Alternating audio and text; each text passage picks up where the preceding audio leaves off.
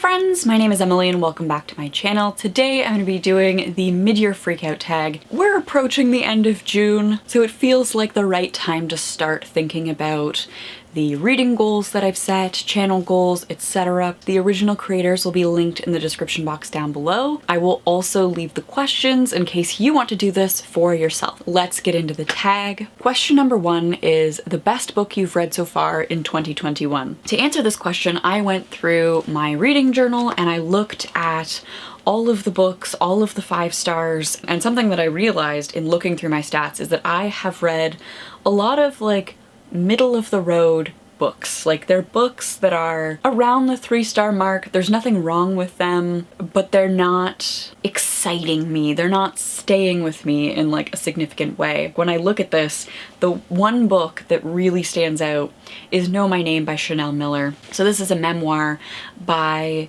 the survivor in the Stanford rape case. For the longest time, the survivor was just named Emily Doe, and Chanel Miller wrote this open letter. We know her name, we know who she is. The memoir almost read as like a reclamation, a taking up of space, a demand that you bear witness to her experience, to the failures of the justice system, the loopholes that exist that allow abusers to get away with things. That is one book that has really stuck with me. The best sequel I've read so far in 2021 is Across the Green Grass Sea by Seanan McGuire. So this is part of the Wayward Children series. I believe it's the 6th installment in this series. This series plays with portal fantasy. I read it as a critique of portal fantasies like Narnia. They are loosely interconnected. I'm realizing that the style, like the more I hear about this from different reviewers online, the style works for some people and doesn't work for others. Like it almost seems to be a really Marmite series. Like some people are like, oh yeah, 100%, I get it, I love it. And other people are like, this is silly, why did I spend 25 bucks on an itty bitty novella that is sort of like loose? I think loose is the best word I want to use. The books are sort of loosely interconnected. Some characters overlap here and there. And Across the Green Grass Fields is, I think, by far the loosest and the most standalone out of this series, out of the Wayward Children series. It's about a intersex person who ends up in a horse world, and so she grows up, goes through puberty entirely away from other humans, and really comes into her own, comes into her identity. At this point, it is the least connected to any book in the series. I absolutely loved it. Considering how often sequels have let me down, I'm pleased that 6 books into this series, where it has been a little bit hit and miss for myself included, that this was such a hit. Question number 3 is a new release that I haven't read yet but really want to. I have 2. One I have just ordered. It is on its way to me now, and it's Cultish by Amanda Montell. Amanda Montell is a oh, my brain is broken. Why can't I do this? I'm gonna put the word on the screen because I just can't make myself pronounce it, and I've tried. I really loved her book Word Slut, which is looking at the power built into words and how we use language. I've been following her on Instagram and she's been talking a lot about cults and the language of cults, and this whole book is, I believe, devoted to the language of cults. Again, power that's built into language and how that affects us or affects listeners, I think. I haven't read it yet. It's somewhere in transit. The other new release that I haven't read yet but really want to is The Ones We're Meant to Find by Joan He. There's some drama around this. Descendant of the Crane, that's right.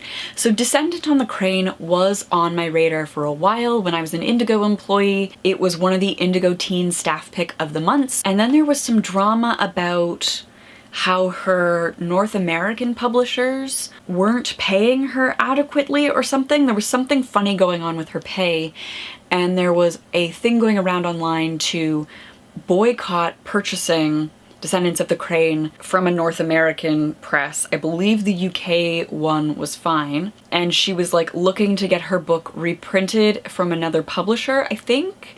There was also a push to promote her new book that was coming out in 2021. I couldn't read the book that I was interested in because I didn't want to, like, the call on the internet was don't support the North American publisher, and I'm in Canada, I would get a North American publisher. So I pre-ordered her new book, which is with a different publisher. Question number 4 is most anticipated release for the second half of the year, and I have 2 listed here. The first one is A Song for the Wild Built by Becky Chambers, which comes out in Canada at least. It's listed as July 13th, and I have already pre-ordered that. I think I pre-ordered that when I was still an Indigo employee. It's the start of a new series. I believe there's something to do with robots.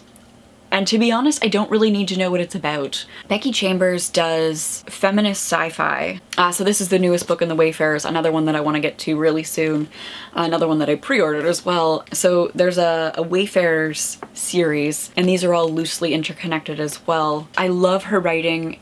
It's comforting. I don't really need to know. Like, other than like vaguely robots, Becky Chambers wrote it, so I'm excited for it. The other most anticipated release, and this one I haven't pre-ordered yet because I know 100% Indigo is going to price point this book. It's going to be on the bestsellers wall when it comes out. I'm not going to pre-order it for full price when on new release Tuesday, September 7th, I can go into the Indigo, fingers crossed if our numbers stay good in Ontario, and pick up Beautiful World, Where Are You by Sally Rooney. I have been searching for books that give me the same feeling as Normal People. I actually have 2 on order for a small reading project. I'm hoping to just take some time in the summer and actually enjoy the backyard that we've worked so hard to build. I want to read these 2 books that are on a list of books to read if you liked Normal People. They're going to give similar vibes, and I'm going to see how true that is. That's part of the video I'm planning. Like, I've rewatched the television show several times. I've listened to the audiobook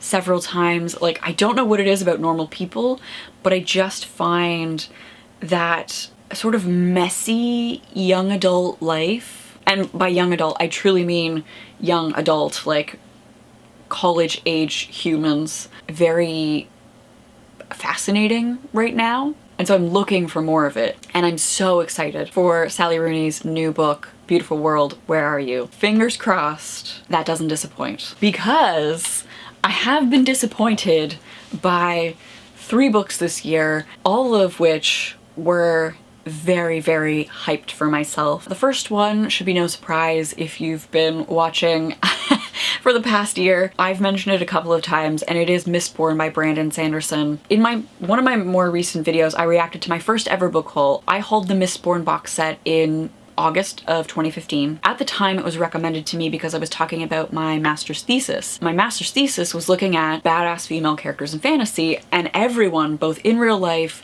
and on the internet, was like, Vin, take Vin, she is so badass, so strong, such a strong female character, and I could not disagree more. I think maybe people misinterpreted strong as in she is strong with her magic. She is a gifted magic user. So like, she can lift a lot of weights at the gym strong, but she is not a strongly written female character, which is what I meant. And so I had anticipated this trilogy. It's been sitting on my shelf. I finally decided to read it and was so disappointed because I think the expectation had been set so differently, all because of, I think, a misunderstanding with what I meant when I said strong female character. The second book that was a huge disappointment was Return of the Trickster by Eden Robinson. So this is the 3rd and final installment in the Trickster trilogy.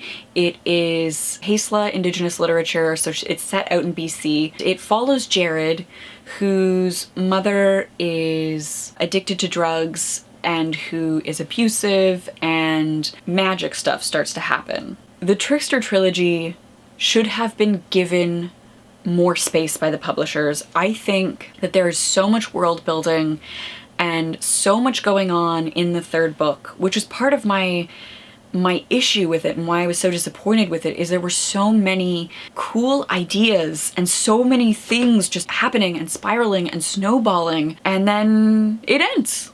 And I think the Trickster trilogy could have easily been a 5-book series, like flesh out more of this lore that is appearing in this 3rd and final book in a trilogy. But at the time I was so disappointed. Maybe in part that was my fault because I hyped it up so much, because I loved the first 2 books so much. The 3rd disappointment was Cait in Waiting by Becky Abertally. The plot of this is very straightforward, very Becky Abertally. Cait and Andy are best friends. They always have crushes on the same boys, but what happens if the crush actually likes Andy back? The issue that I had with it was this continuous repetition of slut shaming. Cait is super judgmental of the popular girls who dress in popular clothing, so crop tops and like tight shirts, tight pants, and she writes off this entire group of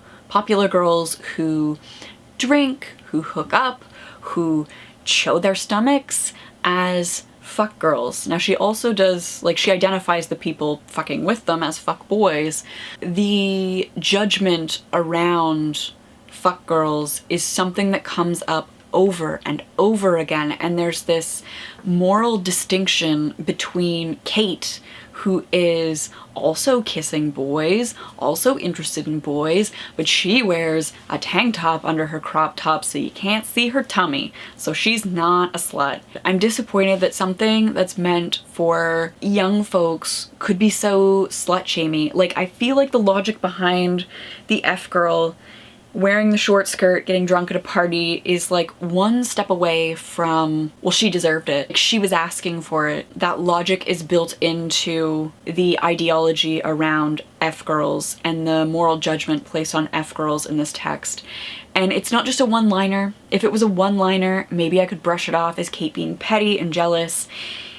It's never addressed, and it's throughout the whole book. Cait making heavily judgmental statements about F-boys and F-girls. Number 6 is The Biggest Surprise, and that is an absolutely remarkable thing by Hank Green. I had heard so much about this. The first book got so much hype, and part of me wondered if it was the, like, YouTuber book. I hate to say it, but certain online creators get things published because they have a built-in audience. With someone like Hank Green, between the Vlog Brothers, I'm sure industry connections with like the success of the media platform, the media empire that he has across all of their channels, and then the association with John Green, hugely successful young adult author. I was a little bit worried that it would be a YouTuber book more than a work of fiction that merited publication in and of itself, if that makes sense. And I was very surprised to discover that that was not the case. I think that somebody who doesn't know who Hank Green is could pick up an absolutely remarkable thing. I loved the concept. I love how quickly it spirals. I love the idea of the internet and internet fame, virality, all jumbled in there, all mixed in there together. I honestly figured I wouldn't like it and was proved incorrect. So, yay! Number 7 is favorite new author, so either debut or new to you. And new to me was Leigh Bardugo with Ninth House. So I never got into Six of Crows or the other one, Smokin', the Grisha trilogy? The Grisha trilogy, right? It's the one that's really popular on Netflix right now. I never got into that. I did see a lot of hype around the Ninth House. I'm a little bit of a sucker for fantasy in academic settings. Well, sucker for academic settings in general. I really enjoyed it. I am excited to see where the Ninth House, I think it's pitched as a series. I'm excited to see where it's going. I like the ideas that are happening there with the universities and their little, oh, what are they called? Covens? Cults? There are different magic groups on campus, and our main character is like the magic police of those groups. So she attends the rituals that these groups are performing and make sure that they're not doing anything super sketchy. The ninth house also is a little bit of a murder mystery. I liked all the aspects of it. Number 8 is newest fictional crush.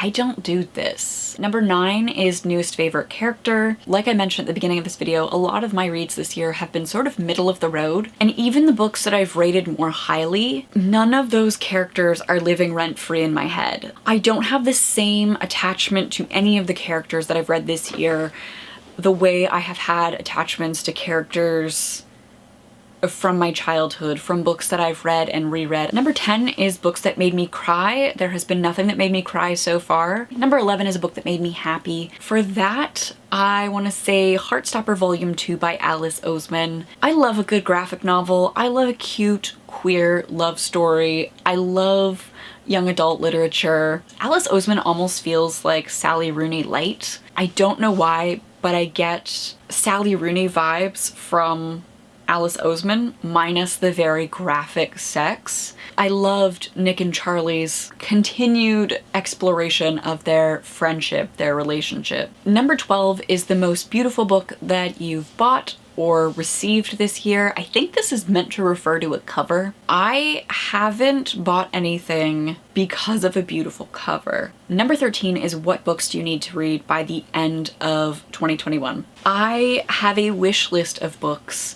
that I have on my TBR. I'm trying to read what I own.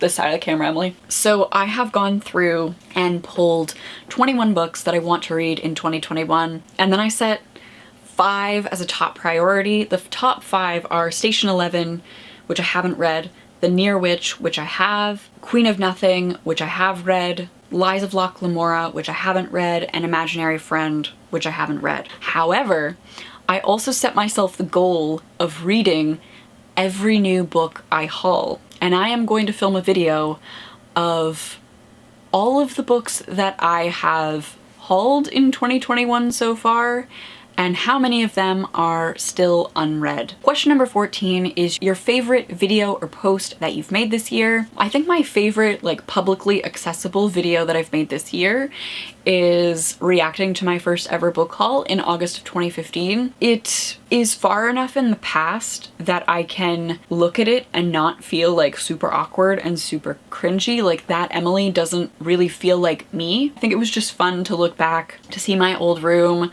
to see myself like tanned with like significantly lighter hair because I actually went outside sometimes, and to see what I had hauled, what I was excited about at the time, to remember certain booktubers that don't make videos anymore as well. Like that was so much fun. Number 15 is some favorite book community members, and I'm assuming that this means like some new book community members, and for me there are 4 that I don't think I had really encountered or watched with any regularity up until like maybe the last 6 months, to be honest. They are Jess Owens, Ashley from Bookish Realm, Mara from Books Like Whoa, and Bethany from Beautifully Bookish Bethany. I started watching Jess Owens in 2020 after the Reading Rush fiasco, and I can't remember like the chicken and egg sort of situation because all of these next 3 creators sort of, they do like meta commentary on the book community quite a bit. In the same way that Jess Owens often reports on publishing, Ashley, Mara, and Bethany all sort of are looking into the social impact of what is going on in the book community. They have a lot of live streams individually and together that reflect on some big topics in the book community. I appreciate these discussions because it's something that I personally think a lot about, maybe too much about, but I don't have the time to film those kind of discussion videos. It's nice that I have found humans who are expressing these thoughts that I can listen to and see how my thoughts are lining up with the book community. So yeah, those 4 are new to me book community members that I have. I mean, all of their channels are big enough that they've been around for a while, but I hadn't encountered them until recently. I love watching their videos now. I will link them in the description box down below so that you can go check out the channels. So that brings us to the end of this mid-year freakout tag. I do have other mid-year content that I want to make. I want to make a reading journal check-in. I've been doing them quarterly. I also want to make that book haul that I mentioned before. Keep an eye out for both of those. Before we go, we have to thank my patrons who make videos like this possible. Thank you, patrons, for allowing me to set aside the time to do these videos. I really appreciate your support. If you are interested in becoming a patron, links to the Patreon page are in the description box down below. Thank you all so much for watching. I hope you are all doing well, that you are staying safe, and I will see you again soon. Bye!